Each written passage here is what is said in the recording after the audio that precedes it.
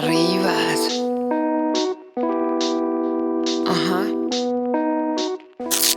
Buongiorno Italia, buongiorno Maria.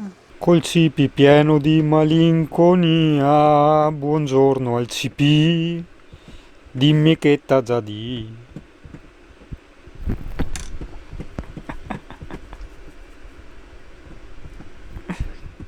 E buonasera Italia, nella puntata di oggi cosa potevamo parlare? Potevamo parlare tipo che mi sono svegliato, ho bevuto caffè, sono andato a cagare, ho fatto la spesa, ho mangiato questo. No, per carità, credo che non ti meriti quella roba. Grazie ai vari tu che hanno risposto alla mia domanda sul gruppo, ragazzi, dato che io qua non posso andare giustamente in giro per fare e quindi pertanto non posso farvi vedere chissà cosa, c'è per caso qualche argomento di cui preferite che io vi parli, eccetera eccetera eccetera. Allora sono nate fuori tante domande molto interessanti e le ho segnate tutte e vado in ordine di facilità di ripresa. Oggi rispondiamo al tu Roberto e mi chiedeva i libri. Il discorso è un po' complesso, diciamo che come alcuni tu sanno, i libri sono l'unica cosa che non mi rende completamente indipendente in questa casa, ossia in questo camper, perché per un discorso proprio di spazio ovviamente non posso tenere tutti i miei libri, quindi io i libri li stivo nella casa vecchia e una volta ogni tot mesi vado dentro, ne lascio giù 10, ne prendo altri 10, hai capito, e gli si dà il giro, anche perché sì, ho tutti i miei libri importanti, quelli letti eccetera, ma ho anche dei libri da leggere, perché andavo nei mercatini piuttosto che trovavi l'offerta nel negozio, su internet eccetera eccetera, oppure c'è questo titolo che mi interessa, aspetta che non mi dimentichi, lo compro già, hai capito, e quindi ho anche qualche decina di libri da leggere, diciamo, nella vecchia abitazione. Adesso non saprei neanche dirti quali perché non mi ricordo, è passato troppo tempo, però ti posso raccontare cosa ho in questo preciso momento in camper. Cioè la libreria di Pulmin praticamente è quella, certo è più piccola di quella di Scarosso, però tu non hai idea di libri che ci stanno, perché sono anche dietro, quindi non solo quelli che vedi davanti. Comunque, beh dai, direi che nonostante tutto, insomma, la libreria di Pulmin tiene i suoi libretti. Dai, iniziamo a sbirciarli? Iniziamo a sbirciarli. Allora, il primo che ti faccio vedere è di Leonard Cohen, si intitola Il libro della misericordia. Questo l'ho già letto e sostanzialmente è un insieme di poesie, una sorta di diario segreto, un po' come il libro rosso di Jung, no? Dove l'autore, in questo caso il poeta, scrive, diciamo, per se stesso, ok? Quindi in una forma effettivamente anche abbastanza criptica, in quanto si sa, quando si scrive per noi si sa che parole utilizzare per rievocare certe emozioni, certi pensieri, certi ricordi, hai capito? Mentre se giustamente dobbiamo scriverlo per gli altri, allora ci si gira attorno, si fa un po' la prosa del tutto, no? Cohen è stato uno dei più famosi e importanti cantautori della storia, personaggio, è stato anche un monaco per vari anni, e di Cohen le canzoni più belle è Suzanne, senz'altro. Suzanne mi piaceva da matti, che tra l'altro poi è stata anche ricantata in italiano da Fabrizio De André. Fabrizio De André era un grande estimatore di Cohen, così come di George Brassens, che sono i due cantautori miei preferiti, insomma. George Brassens invece è francese, è un peperino di personaggio anche quello, sì. E la canzone preferita di Cyrano di Brassens è La Mauvaise Réputation. Allora ti devi trovare il video su YouTube con i sottotitoli in italiano, perché altrimenti non renderebbe, ovviamente. Vai a vederti anche loro. Bam!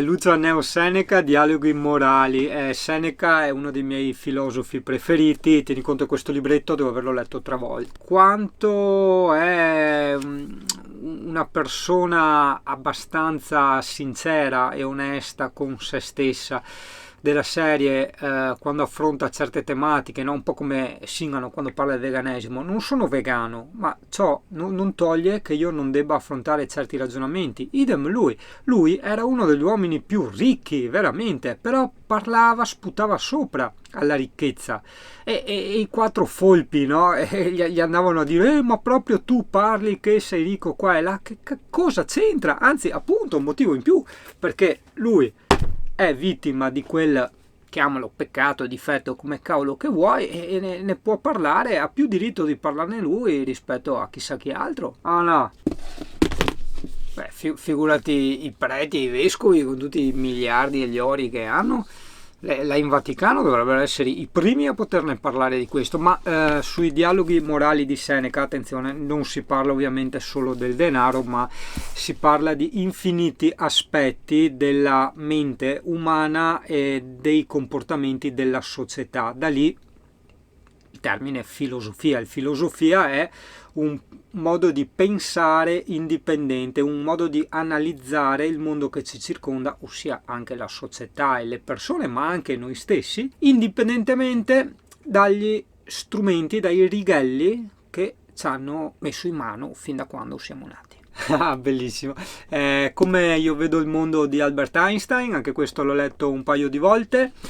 Ovviamente non tutto, perché poi parla della teoria della relatività e difatti è relativamente interessante per Singano. Mentre la prima parte, come io vedo il mondo, parliamo sempre di una interpretazione della società e dei comportamenti umani, no? Come ne stavamo parlando prima con Seneca, ma da un punto di vista un po' più contemporaneo, ossia quello di Albert Einstein. Voglio dire, non è che è un teenager degli anni 2000, però insomma non siamo neanche ai tempi dell'antica Roma, dell'antica Grecia. Da questo libro puoi dedurre, vedere come Albert Einstein sia un grande uomo, ma nel senso un grande umanista proprio, un buon filosofo, un buon pensatore, quando invece ci è dato a conoscere solo esclusivamente come fisico, quindi insomma come quasi una sorta di macchina, hai capito, di computer. In realtà non è solo la potenza della mente che dobbiamo stimare delle persone, ma l'intelligenza della mente delle persone, ossia la loro libertà, il loro rinnovarsi in ogni pensiero e in ogni convinzione. Di questo ne parlava spesso proprio anche lui, magari un po' calcando, esagerando della serie. Lui diceva non sono assolutamente più intelligente di nessun altro. Beh, oddio, diciamo che nella media magari si potrebbe anche starci. Dopo giustamente insomma ci sono persone che nascono un po' meno fortunate, capisci cosa intendo. Ma aspetta che tagliamo, se no facciamo un video di 50.000 ore. Poi ho Osho, l'eterno contrasto, di Osho, porca miseria, ne ho letti a decine. Ovviamente non sono assolutamente d'accordo con tantissime sue riflessioni, proprio perché Osho è una mente abbastanza chiusa in certe situazioni, cioè lui dice è così perché tac, punto, e così deve essere, e dopo ti intorta mille manipolazioni mentali per far sì che la sua affermazione sia dogmatica, proprio che sia quella e che nessuno la tocchi, hai capito? Ciò nonostante resta una persona con una grande testa e una grandissima cultura, e per cui ne sono comunque attratto. Cioè ci sono comunque persone che io conosco, cioè magari intendo anche con libri o televisione o quant'altro, che io disprezzo, però sotto certi aspetti non posso non dire ma quello è simpatico, quello è intelligente, quello è acculturato. Conosco veramente tantissime teste di cazzo, stupidi come la merda, che però veramente hanno una cultura esagerata, quindi conoscono un po' tutto di tutto. Dopo la capacità, sai, di discernere il vero dal falso, magari quella non ce l'hanno, quindi loro semplicemente assimilano. Così come possono esserci altre persone che non digerisco per mille altre cose, ma magari sono molto simpatiche, altre invece non sono per nulla simpatiche, però sono intelligenti, hai capito? Quindi perché? Perché rifiutarmi l'Osho, che comunque è una gran testa, c'è poco da dire, dai. Di Krishnamurti ne ho un po' a casa e ne troverai anche un bel po' in camper. Lo ritengo al momento il più grande ed importante pensatore della storia di tutta l'umanità. Questo testo, in particolare sull'amore e sulla solitudine, devo ancora leggerlo, idem sul rapporto, mentre che ho letto è la paura. Dov'è la paura, la paura, la paura? E dove cacchio li ho persi? Porca miseria. Boh, ne ho persi un paio, perché allora eccolo qua. No, vado a ripescarli sotto, che così chiudiamo quelli di Krishnamurti. Sul vivere e sul morire l'ho letto, praticamente è un po' un congiungersi tra il trattato che aveva fatto sulla paura e il trattato sul vivere e sul morire, in quanto è un po' il tutto collegato. È una cosa, e ovviamente, che io non posso assolutamente... calma, ferma tutto, frena. Né io né nessun altro in questa terra potrebbe riassumerti in un minuto, ma neanche in 20 minuti, un testo di Krishnamurti, proprio perché non si può riassumere, va letto e no, più che letto, va vissuto con molta calma e con un'apertura mentale estrema, altrimenti non si capirebbe mai. Ripeto, non sono letture complesse, i traduttori in italiano sono stati molto gentili e lui comunque si sa, lo si conosce, si vede che ci mette l'anima per far capire agli altri quello che lui vuole dire. Tieni anche conto che questi libri in realtà sono raccolte dei suoi discorsi che teneva, no? Hai capito? Quindi non è il classico che ti deve vendere, no? I santini piuttosto che l'acqua profumata, ci siamo capiti. E quindi sì, di Krishnamurti non potrei, non potrei proprio descriverti i testi. Leggine uno e poi capirai, o meglio sì, potrei, ma ci vorrebbe tipo 2 ore per un testo solo, hai capito?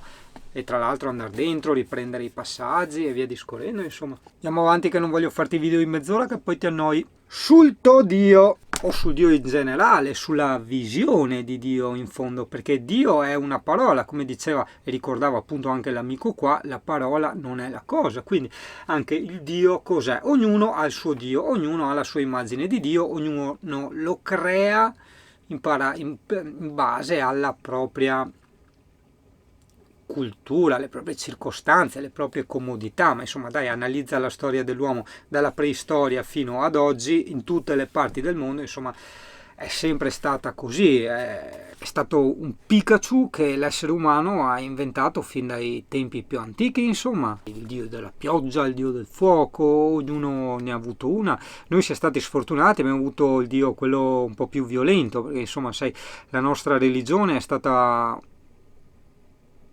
Beh, no, non posso dire una delle più sanguinarie, è stata la più sanguinaria nella storia dell'umanità, la più macabra, la più oscena. Guarda le stragi che hanno fatto dei catari, piuttosto che le ragazze considerate streghe, le torture, l'inquisizione, mamma mia, di quelle cose che probabilmente non le riportano neanche nei film horror. Cioè, se tu vai a vedere i peggiori strumenti di tortura, erano quelli in mano alla chiesa, hai capito? Proprio per fare... Mamma mia, malattie. Altro libretto, Il mondo dello spirito e la sua azione sull'esistenza fisica. Diciamo che Steiner è un po' anche lui, sì, un vecchio pensatore, un po' tuttofare, diciamo. Lui era anche un po' scienziato, agronomo, architetto, hai capito, era un po' di tutto, però abbastanza criptico e pesantino da leggere, quindi diciamo ha bisogno della sua giornata per essere letto un libro di Steiner. Di nuovo lui? Sì.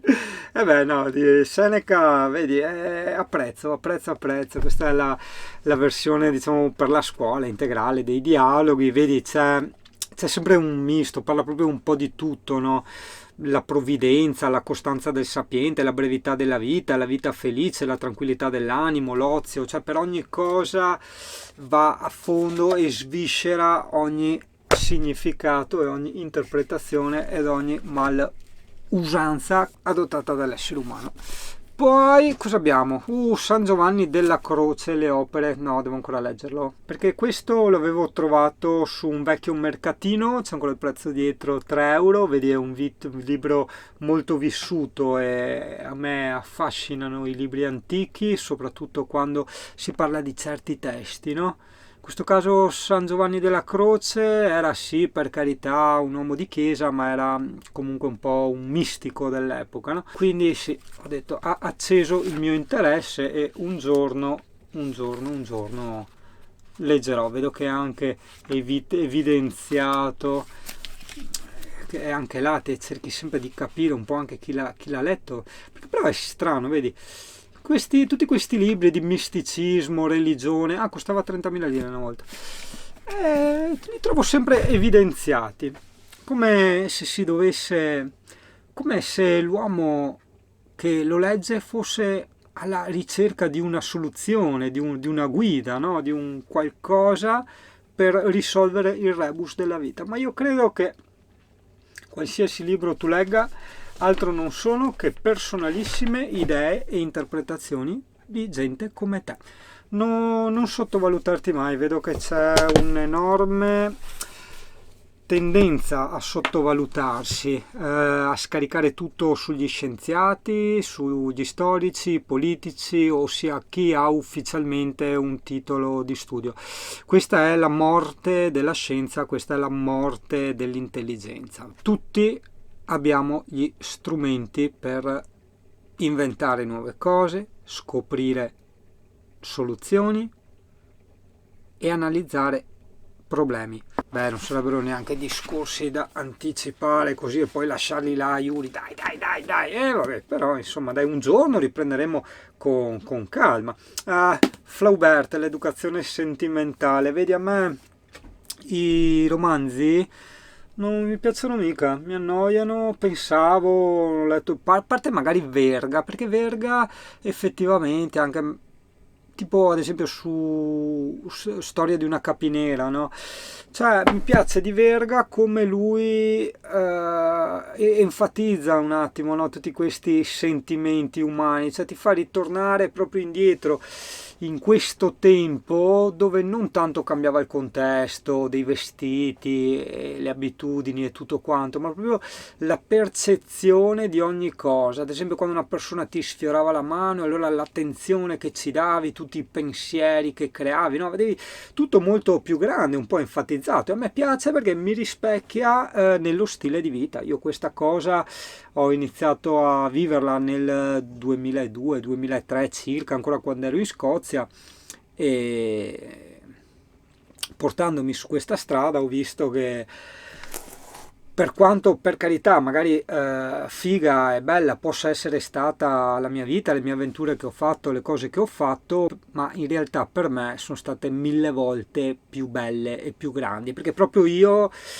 mi impegnavo, diciamo, a curare questa parte di occhio interiore, no? Di occhio che interpreta le cose, le emozioni, dandogli qualche grado in più, togliendogli qualche diottria, no? E quindi ogni piccola cosa che accadeva la vedevo enorme, no? Poco come il Verga, no? Giustamente nelle sue storie amorose, no? E Singhano invece anche nelle cose più semplici. Mi ricordo quando andavo a lavorare in Scozia, questo è un ricordo che ho veramente impresso a fuoco nella memoria, andando al lavoro o anche al ritorno dal lavoro, passavo siccome avevo la casetta a fronte oceano, il lavoro praticamente anche, andavo a lavoro a piedi, passavo per la spiaggia, sì, non c'era molta spiaggia, però, cioè, tieni conto, la spiaggia era molto stretta, poi c'era subito l'oceano e queste colline che venivano fuori tipo isolotti dall'oceano, un panorama che non ti dico, una cosa pazzesca, e lì andavo con la mano a toccare l'acqua. E ero ancora un boccia, avevo poco più di 18 anni e dicevo, cazzo, io sono nell'oceano, sono nello United, cioè all'epoca, no, che faceva strano perché non conoscevo nessuno che, cioè almeno di tutte le mie conoscenze, non c'era l'internet come c'era adesso, i social network e tutto, e quindi ero io da solo in quell'avventura, hai capito? Mi sentivo il primo, era tutto così enorme, così grande, e va bene, dai, io ritaglia questa cosa, ne parleremo più avanti.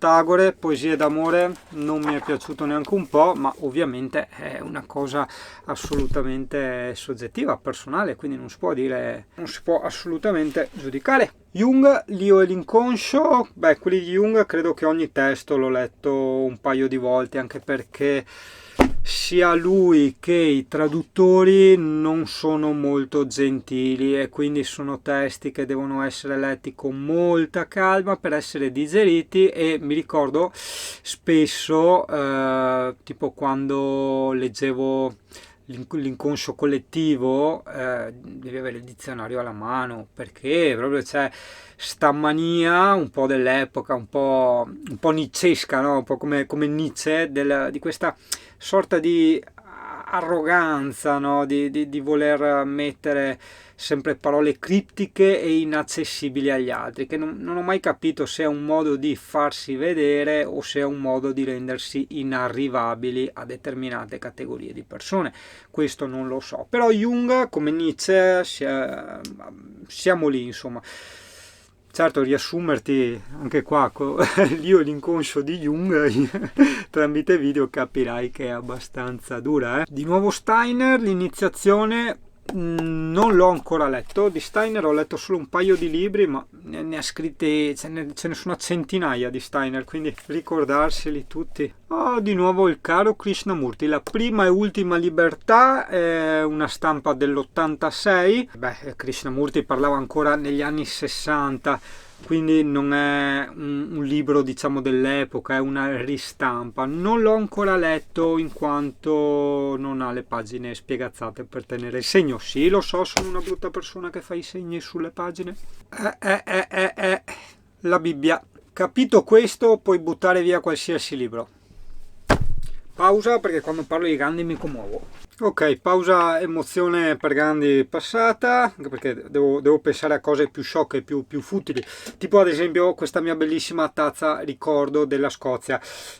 Perché tu dirai, perché allora quando andai via dalla Scozia fu organizzata una festa, sì, non per dire che bello, è andato fuori i coglioni, no, è usanza diciamo fare feste con regalini e tutto quanto, sì, là veramente era tutto una grande famiglia.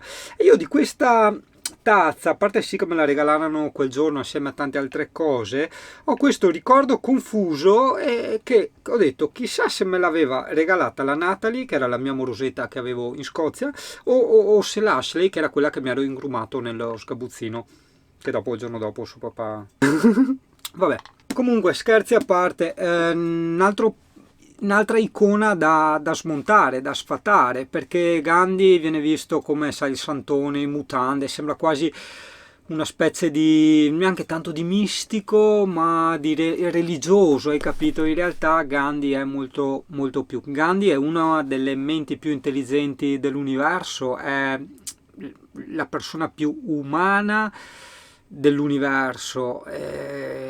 Ok, non continuiamo, diciamo che ti posso riassumere delle parole del buon Albert Einstein, che disse chissà se adesso vado a memoria, non so proprio testuali le parole, ma il concetto è quello: chissà se nelle prossime generazioni, diceva, la gente, i ragazzi crederanno che sia esistito un essere così, rivolto a Gandhi, sulla faccia della terra. Cioè della serie, Gandhi è veramente indescrivibile sotto molti aspetti. Gandhi è l'essere umano per eccellenza, ossia Gandhi è ciò che dovrebbe, o meglio potrebbe essere l'essere umano. Sì, non dico questo perché era vegano, non ho nessuna simpatia che dopo pensa singano vegano qua e là, no, anche perché se tu noti comunque tutti i più grandi filosofi e pensatori erano tutti vegetariani o vegani, cioè dai più assurdi. Beh, ovviamente lasciamo stare gli orientali tipo Osho, Gandhi, Krishnamurti, Yogananda e via discorrendo, ma parliamo anche degli occidentali. Però vabbè, adesso no, che dopo nei commenti viene sul disastro. Yuri, non parlarne, Yuri, sai cosa viene fuori? Cambia discorso,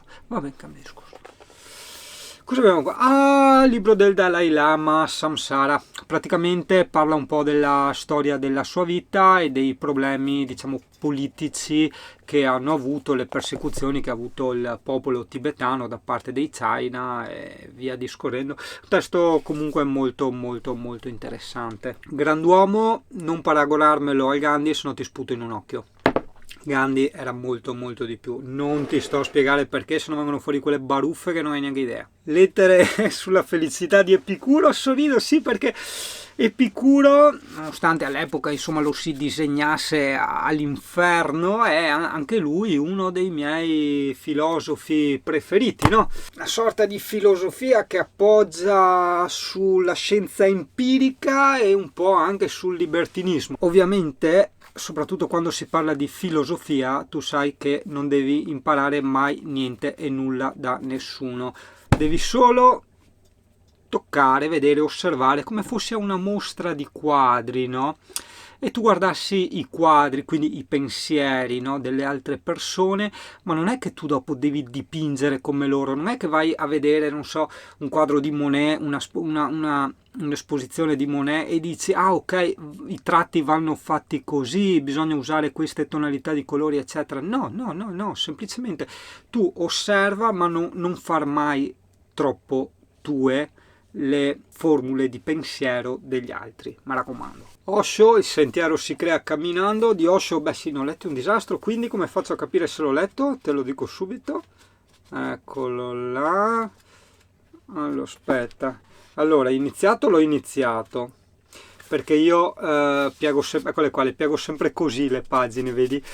Quella a destra la piego esatto a metà così, in modo che fa vedere, beh poi può essere, sì, l'ho letto tutto, non mi ricordo di cosa parlava, ma diciamo che comunque ogni testo di Osho, per quanto ci possa essere un titolo, il sentiero si crea camminando, piuttosto che l'amore, questo e quant'altro, sono comunque abbastanza generici, quindi riflessioni comunque a 360 gradi, poi possono partire e ricadere un po' come un giretto a U nel tema proposto nel titolo, però comunque, come detto, sono sempre testi abbastanza, passami il termine, generici. Milarepa è una sorta di racconto, ok, molto interessante, un po' una visione onirica di un insegnamento sui comportamenti umani, da leggere, consigliato. Epicuro di nuovo, lettere sulla fisica, sul cielo e sulla felicità, sì, perché come ti dicevo prima, no, anche l'amico Epicuro era sì un filosofo, ma filosofo è una cosa, almeno all'epoca, no, il significato originario del termine è una cosa molto generica, ossia era un pensatore, e i campi dove lui amava, diciamo, pensare erano comunque anche campi scientifici, fisici, quindi anche lui era uno che studiava i temporali piuttosto che le composizioni, gli atomi e tutte quelle cosine divertenti dell'epoca. Ho Krishnamurti sulla paura, libro molto interessante che ti fa capire come, cioè ti fa capire, vedi, è difficile per me spiegare il diverso significato del termine capire in base al contesto. Cioè parliamo di Krishnamurti e il termine capire è diverso, perché non è proprio solo a un livello razionale che tu puoi capire un testo di Krishnamurti. In ogni caso, rimanendo pure sul razionale, ti spiega come la paura, le paure, anzi la paura che dopo lei a sua volta genera tante altre paure, è un frutto della mente, e la mente altro non è che una parte del corpo. Quindi, a parte certe paure naturali dovute giustificate, tipo non so, il senso di perdita di equilibrio se sei nel ciglio di un burrone, oppure la difesa se ti sta arrivando addosso un macigno o una belva feroce, capito?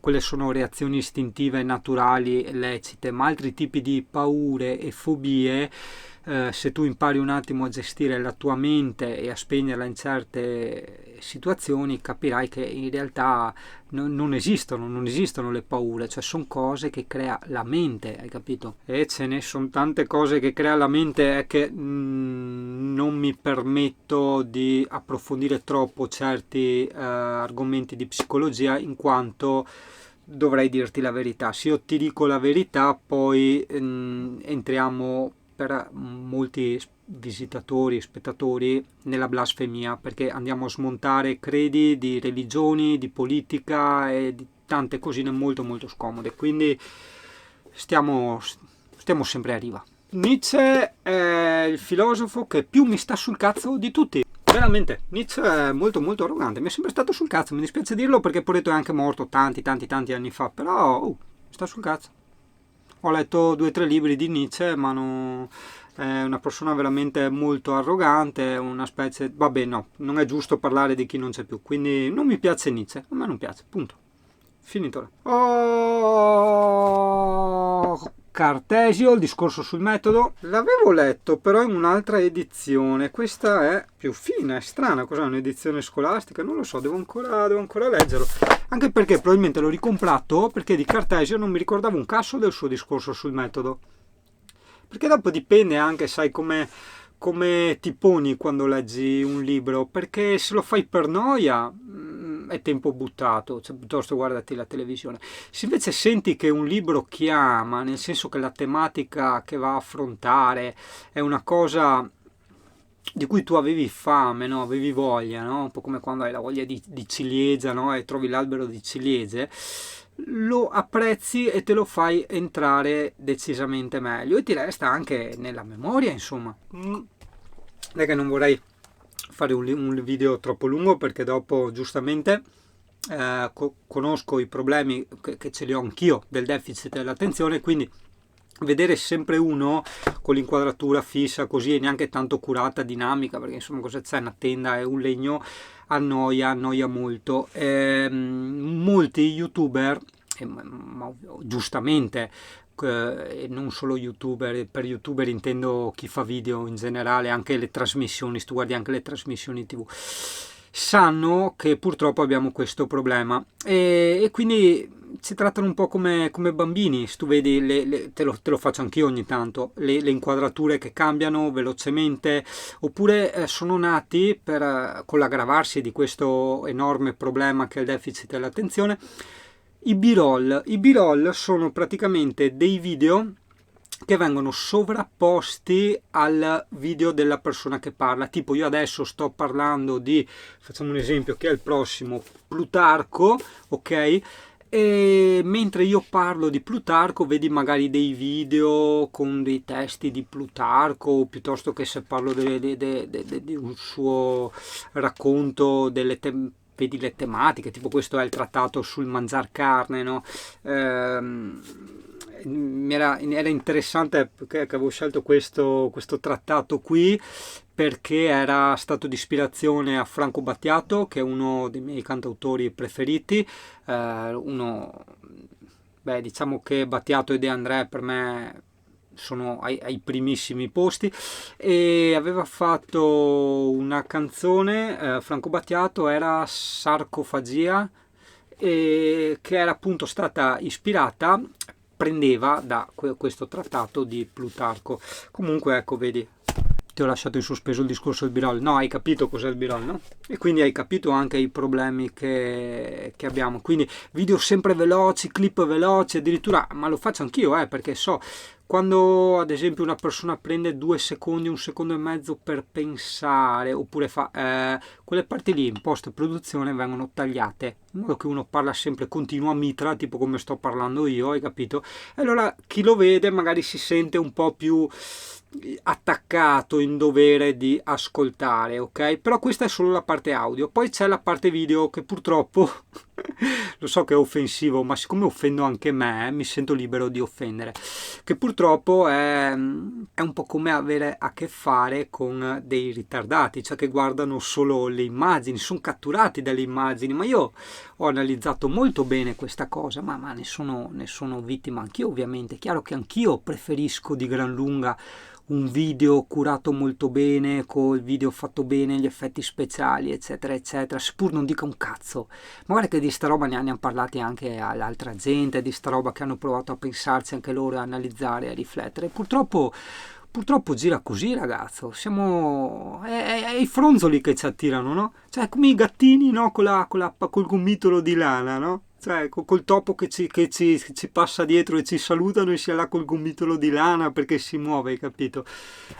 Purtroppo è così, quindi veloce che so che ti annoi. Darwin, l'origine delle specie, devo ancora leggerlo perché non mi sono già messo io un po' con le mani avanti, che poteva non interessarmi particolarmente, essere noioso. È uno di quei libri che tengo, diciamo, di scorta, perché ho anch'io una sorta di piramide preferenziale dei miei testi, cioè la serie prima questo, poi questo, e man mano quando finiscono le cose interessanti ho comunque dei libri che ho già scelto, insomma, ecco. Voltaire, trattato sulla tolleranza, non posso descrivertelo, o meglio sì, potevo descrivertelo, però sarebbe una sorta di blasfemia anche questa sul mio canale, quindi ti consiglio vivamente di leggerlo. Sì, uno dei più importanti testi di Voltaire, secondo me. Praticamente parla dell'Inquisizione del tempo, no? Ok? E la storia era nata perché aveva fatto scalpore all'epoca, che era stato torturato e ucciso uno innocentemente, ok? E poi là cioè, si è parlato, no? Iniziava a parlare di steriligioni e di tutto quello che ci va dietro, e là io non intervengo più e ti invito a leggerlo. Goethe, i dolori del giovane Werther. Non so neanche se le pronunce sono corrette. Devo ancora leggerlo. È un po' uno di quei testi, no, da leggere in quelle giornate di pioggia, quando sei tutto malinconico. Però d'altra parte è un po'... c'è questa reazione immunitaria, no, del mio cervellino, che vede il tutto come darsi una martellata nei coglioni, cioè un po' come, non so, ti sei lasciato con la tipa e ascolti Marco Masini, insomma, ecco, quindi hai capito. Kafka, la Metamorfosi e altri racconti. No, di Kafka non mi ricordo cosa avevo letto.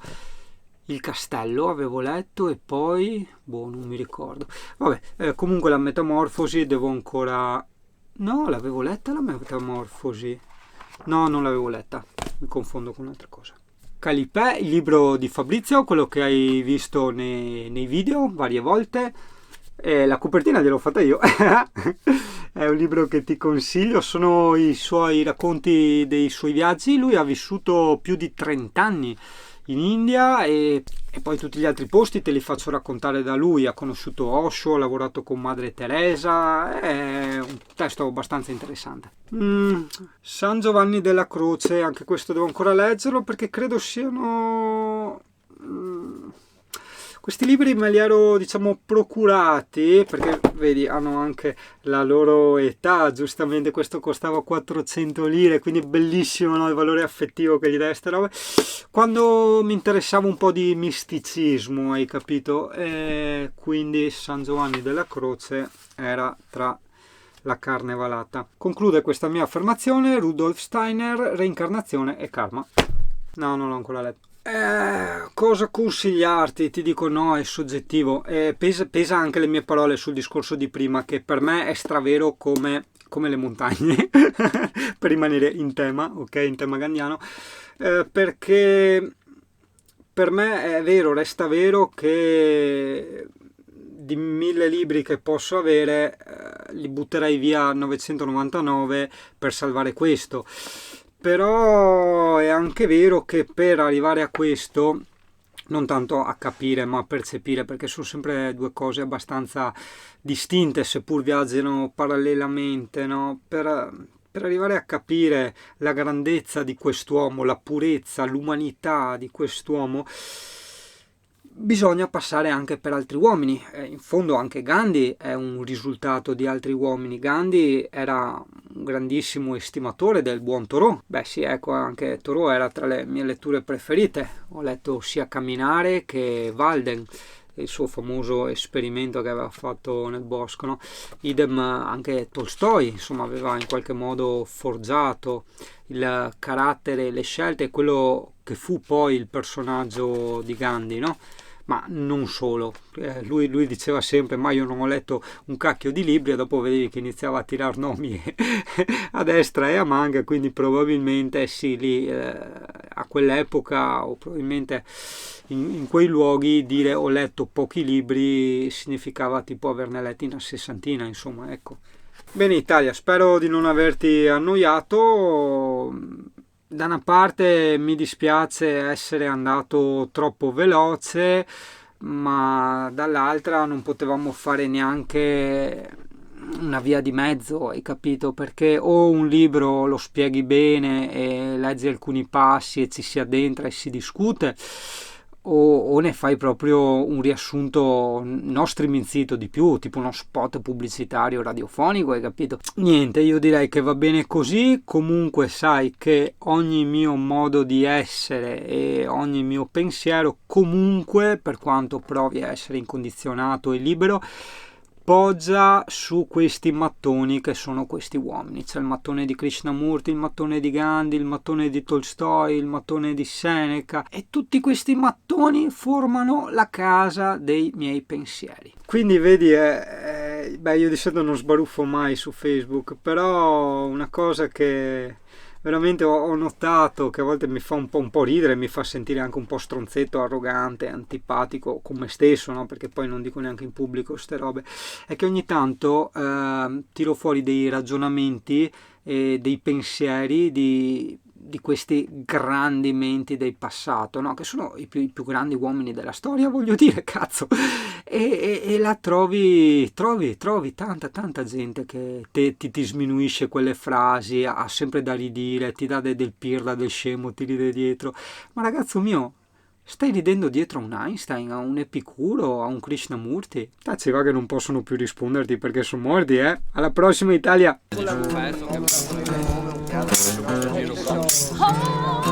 Eccolo. Oh, baby, understand.